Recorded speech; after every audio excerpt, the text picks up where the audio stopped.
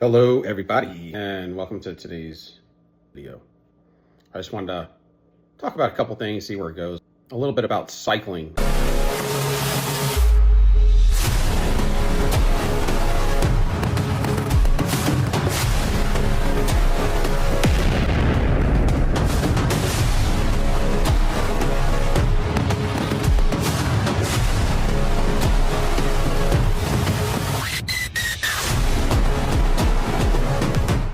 To talk about that because when you're in a cycle with a narcissist, hold on a minute.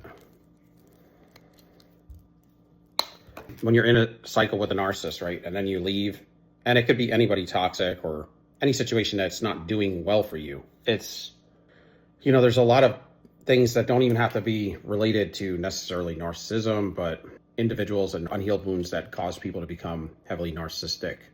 But nevertheless, it could just be hanging, sometimes out of codependency, you can stay with somebody and it may not even be narcissism, but it could be codependency issues. So you can feel afraid to be single and live in your independence. So that's something to always keep in mind because you don't want to sell yourself short.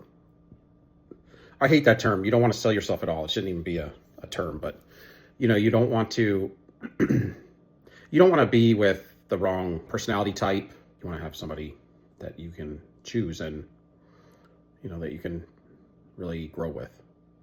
Something healthy, not just abide around. They may not be toxic, but if you have two people that are codependent, they just may not match up, but are willing to just stay together. Settling type situation when in your spirit, in your soul, you need more. But when you get to cycling with a narcissist, for instance, because I want to touch on this, it's like, when you cycle with them, and then it's almost like sometimes when you get with a narcissist, you have to learn the lesson.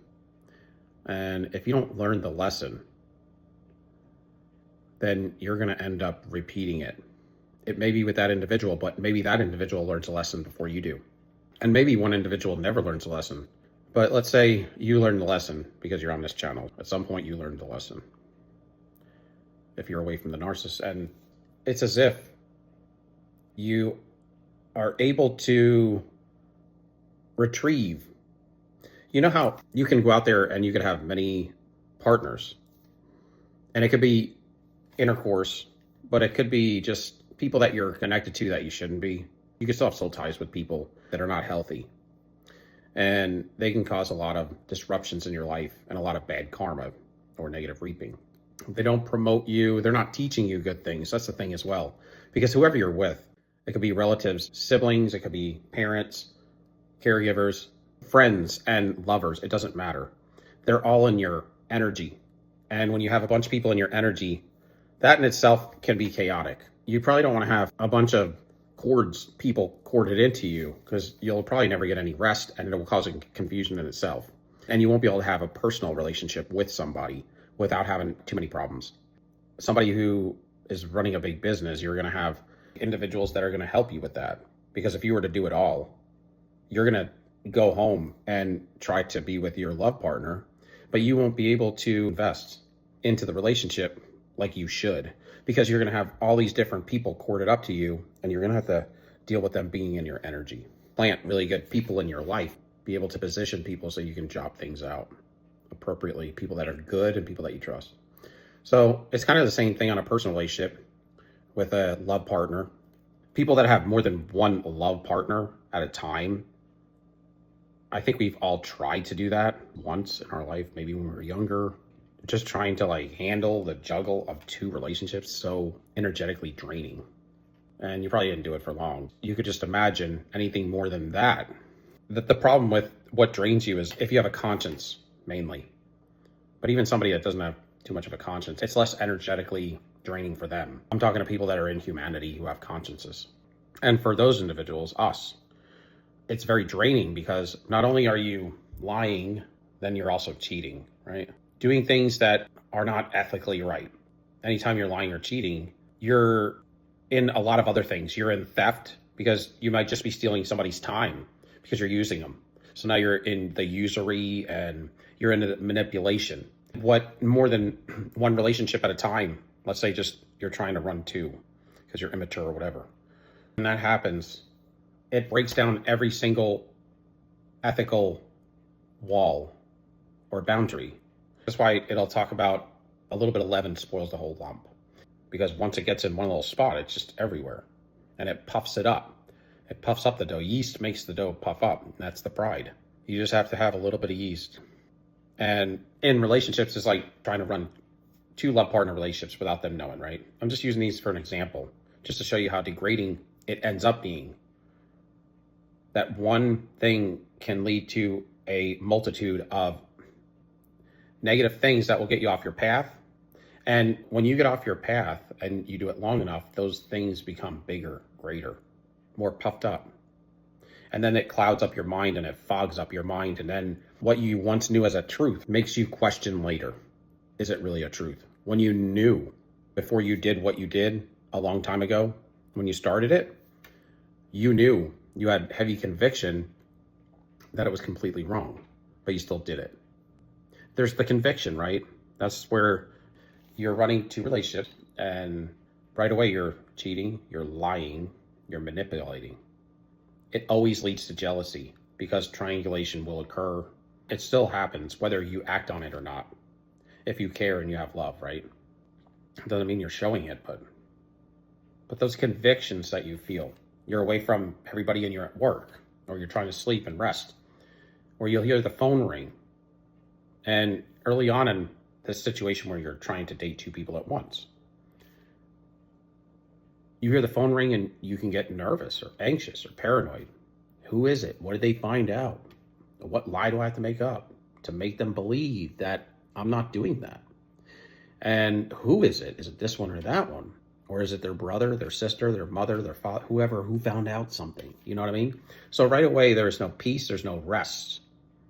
There's no comfort in that. And even when you're with them, you feel bad because you're trying to manipulate this person and you're trying, you know, and then you got this one over here. So there's that feeling of that bad feeling of you're cheating, you're lying, you're stealing, you're using, you're abusing, causing jealousy, which could cause violence, right?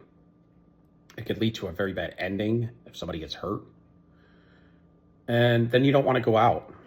You're restricting everybody when you're with this person or this person. And when you're out by yourself, you're afraid you might run into both of them or one of them and be with your friend who thinks you're with this one, but not that one. I mean, whatever.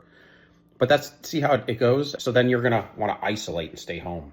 You wanted to go to a nice restaurant. Maybe you want to go to a movie or go bowling or do something.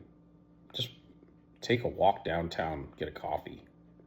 Enjoy the nice breeze of the fall time where the leaves are hitting you in the face and you got a little hoodie on or something. Those are beautiful days. But because you got this lie going on with these two different people and you don't want to, you're afraid, then it puts you in a low vibration because now there's times where you're afraid, you're paranoid, you could get found out. So now you're an imposter. And then you're very much so going to be looked at as a coward. Because it's like either one of those two individuals are going to be like, why didn't you just tell me? You know, if you didn't want to be with me, then leave me. And then you're greedy because you want to hoard both of them. And you don't want to make a decision. Decisions are hard, but you have to make them. It could be hard to decide. But one thing you can't do either is just be in limbo forever, because that kind of sabotages you. And sometimes you have to take a leap of faith. Like, let's say you did something wrong, or you owe somebody, or you hurt their feelings really bad, and it's totally your fault, right? Or you owe them money, and they said something pissed you off or something. But it all started because you owed them money. Or it all started because you lied to them and you didn't bother to do anything about it. Or you cheated on them and you didn't care. And hard-heartedness is kind of like when somebody does something bad to you and they can't even come and apologize to you. They can't even come to you and admit they're sorry. And that shows you a narcissist right there, and really mean it. That shows you a narcissist right there. Or like if they owed you money, they might do something to try to fix it. and then make it like you owe them, or aren't you going to praise me? No, it was my money first. You're the one that held me up, spent it, and then had to go work 20, 30 hours, whatever it was, to accumulate it again. And I had to sit back and wait and then almost beg for you to give it back to me. And now you want me to praise you? Cut you a break or something? But this is how evil people will sometimes operate. Like, there's always an angle, even if it's unconscious to them, they have expectations. And that's another thing I have learned. But we all have to learn the lesson, because I've done these things too. I bet, at some point you're kind of like, I'm not going to do that again, because I'm better than that, or I want to be better. A lot of times the narcissist wants to look better, and that's the problem. You want to look good, but you don't want to feel good. Meaning, you don't want to feel right. Do the righteous thing, right? Feel the emotion, how it's supposed to be felt. How is it authentically supposed to feel? Feel the conviction, because it is your fault, and do something about it to correct it instead of running it over. And when you run over convictions long enough, then you become lawless. Like, a conviction is, I cheated on him, or I lied to him, or I stole his money, and I refuse to apologize. When you do that, all those things, the first time, when you go through a subdivision that became kind of like a main road, they put these 2-foot speed bumps in, and if you go over more than 2 miles an hour, you are bottoming your car out bad. I mean, they lay on those cement bumps. And really, you only have to drive through there again one time before you drive through and respect them bumps. But it's kind of like that. It's kind of like the speed bump, right? That's your conviction. The first few times you do it, it's like your conviction. It's like you feel that car bottoming out, and it hurts. It hurts, man. And you're like, I hope it doesn't cost any money. I hope it didn't break anything, And the next time, it's like, if you respect that, you'll not do it again. You'll slow down, and you'll go over that thing gingerly to make sure you're doing it appropriate. But if you keep going over that speed bump, if you're a wayward person, you're going to get like a jackhammer, and you're going to stop by one day, and you're going to jackhammer that thing out of the road, because you don't want to be convicted anymore. So now every day after that, because you want to be a rebel and you want to be rebellious and go rogue on fools, be in rebellion. That's to go lawless in places where you're supposed to have moral values and ethics. That's what you're doing when you're degrading the reality of the foundations of what humanity is built on. Those are boundaries. You know how we talk about boundaries with narcissists? Try to get you to react. Just look at them with indifference and walk away, quiet. And don't ever talk to them again. Because when you react, they eat it up. They steal your fuel. They make fun of you, and they're able to destroy you. But when you know the art of war, you're not going to do that again. The same thing goes for these speed bumps and ethics. It's like they're there to be respected. They're there to be maintained and treated right. But when you get out there because you are tired of feeling a certain sort of way, you're going to get out there with a jackhammer and you're going to take the whole thing out of the road so you can drive through that street going 90 miles an hour and run over kids and stuff. That's when, oops, now you're sorry. Those speed bumps are the early convictions. But if you just keep doing it, it's just to symbolize, like, when you have a conviction, it's like that first time you hit that speed bump and you bottom your car out, flatten the tire, smash the gas tank or something. I don't know. It sure feels like that. It sounds like it. But if you're smart, you're going to go over that speed bump at like 2 miles an hour. But the narcissist gets out there with a jackhammer so they can just take the whole boundary out of the way. So they can continually do it and lose the conviction, run it over so long to where you're a reprobate. You're so lawless that nobody could put any stock in you. And the only person that teams up with you is somebody as pure as evil as you are. And then you wonder, why can't I get somebody that cares for me? Well, because from the outside looking in and what you've done to destroy individuals, it kind of gets to a point to where if anybody has any common sense, they got the eyes to see, they're going to be able to know. They're going to know, and you're not going to know that they know. That's the other thing. You become ignorant to what you actually look like. And you're also going to get ignorant to the people that are all around you that are just as toxic. But you don't even realize it anymore because you fit right in. And that's a problem. A house and there was nothing but criminals. And they rob people every day. If you're like a just individual and you happen to be a friend of one of these people and you didn't know any better, and it's the first time with this friend you are seeing this stuff, you ain't never going back. But the other people are like, I see this every day.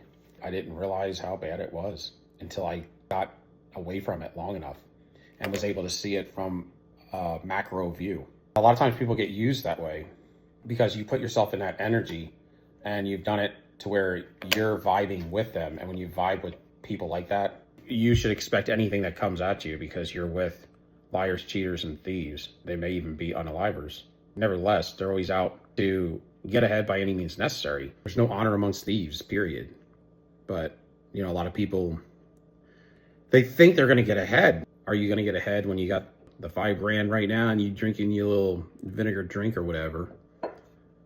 And in 10 minutes, you're going to be upside down dead in your car. I mean, and that's how that kind of stuff works, man. When it comes in unhealthy, it leaves unhealthy. And when you do things evil, that, like I said this a while back, but that money falls out of your hands like dust. It's like when an empath or a just individual, a chosen one or somebody like that, whatever, a curse breaker, when they go out and work hard for some money and they make like 50 grand or 100 grand, for a narcissist to really make that money that lasts like whatever, year, 100 grand, they need like 300 or 400 grand because their money falls. It turns to dust because they got it in evil ways. Anybody will tell you this. Any evil person or who has come out of being an evil person, they will tell you, man, those days when they were making all that money, it left their hands as quick as they got it. And they could be making so much less now. Not that you want to get more money, but they might be making less now and living so much of a better quality life and feel as if they have more wealth. And it's because they're not thieving. They're not doing evil deeds. And evil deeds come back to you everywhere. You stole like 20 grand, you'll have 20 grand worth of problems on your house overnight. And all that money you made, it was great, but now you got to put it into something that doesn't even yield you anything different than you had a few days ago. This unwanted, unexpected water leak that cost you 20 grand. It's just how it is. It's because it's cursed. Cursed money and cursed things. But I was going to say, you know, when you don't learn the lesson, you will have to go back and cycle again. Cycles have a time period. It just depends. And like with the narcissist, you have love bomb, devalue, discard, hoover. You know, that's the circle of a cycle. And cycles are different for everybody. It just depends on what kind of lesson you need to learn. And it's almost like this. You have like lost pieces of you all over the place. And when you get people to come to you, whether they're good or bad, something ended or whatever, you got to look at like, what did you learn from that? Or what could have you done different? What could have you learned from it to grow? Because there's something there to teach you how to be a better person. Even if it wasn't your fault, it doesn't matter. There's still something there.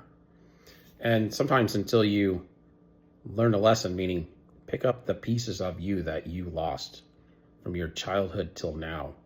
There's things that you're doing that are unhealthy.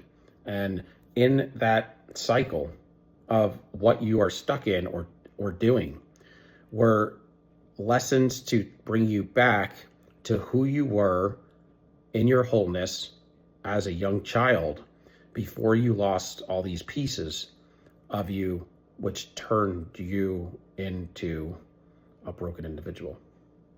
And that's why some people will cycle for 50 years with somebody that's toxic, wreck their life, but still yet they keep doing the same thing and never get anywhere and die off without a legacy and without anything to show for it, with no guts, no grit, and nothing good, no fruit.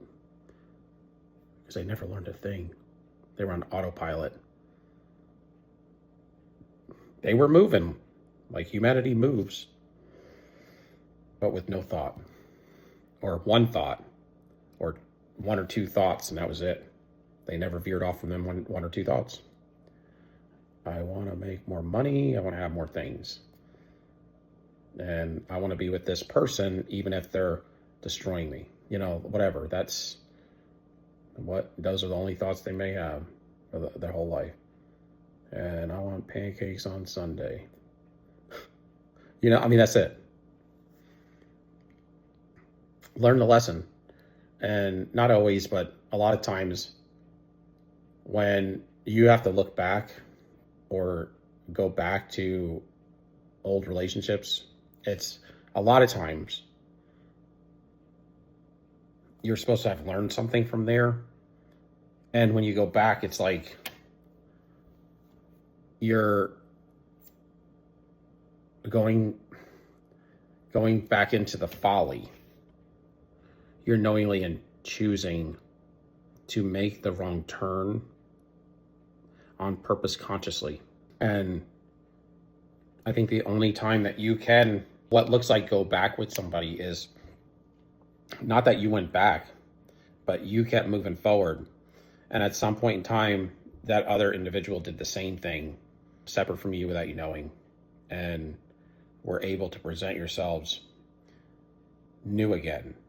So it's not like going back because you both worked on yourselves and then came back as a new person.